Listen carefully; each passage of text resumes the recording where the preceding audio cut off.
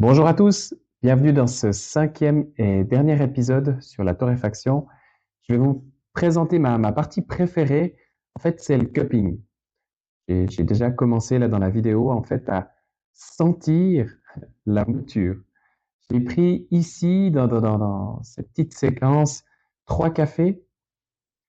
Un café que je dois contrôler, donc qui vient d'être torréfié, un café d'une ancienne torréfaction, et puis un troisième café qui est un petit peu un intrus, qui n'aurait pas besoin d'être là, mais c'est un petit peu pour le fun, pour entraîner mon palais.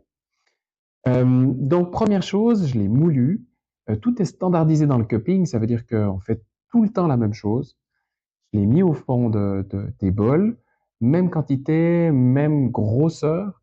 Et puis, j'ai fait un premier passage où j'ai senti l'odeur. Et là, je viens de mettre de l'eau à 96 degrés, c'est assez précis, même quantité d'eau, et comme avant, je ressens la mouture, mais cette fois mouillée. Et là, j'essaie de regarder, bon, les arômes, c'est des cafés que je connais, il n'y a pas trop de surprises, mais surtout, je m'interroge, est-ce qu'il y a des défauts? Typiquement, par exemple, un café qui serait brûlé, ou bien peut-être plus du goût au chocolat, au cacao que d'habitude, ou peut-être déjà là une acidité qui sort de l'ordinaire. Bref, j'essaye de repérer s'il y a quelque chose de particulier. Et puis tout de suite, et ça c'est peut-être la partie la plus importante, je note mes impressions, euh, et voilà. Après 4 minutes, c'est très très très précis. Alors là, j'ai un petit peu accéléré. Je casse, je ne sais pas si vous avez vu, il y a une sorte de croûte qui s'est formée au-dessus, c'est tout à fait normal. Elle est assez conséquente parce qu'il y a aussi passablement de CO2 durant la torréfaction. Après ces 4 minutes, je casse cette croûte et là, il y a tous les arômes volatiles qui sont en train de partir. Là, le café, il dégage énormément d'arômes et je le sens encore une fois. Prochaine étape, je vais enlever cette croûte. Donc, prends 2 cuillères et puis, comme on le voit là sur cette image, j'enlève cette croûte. Il reste après un liquide bien clair. Il faut aussi prendre des fois 2, 3 fois pour que vraiment le liquide soit propre.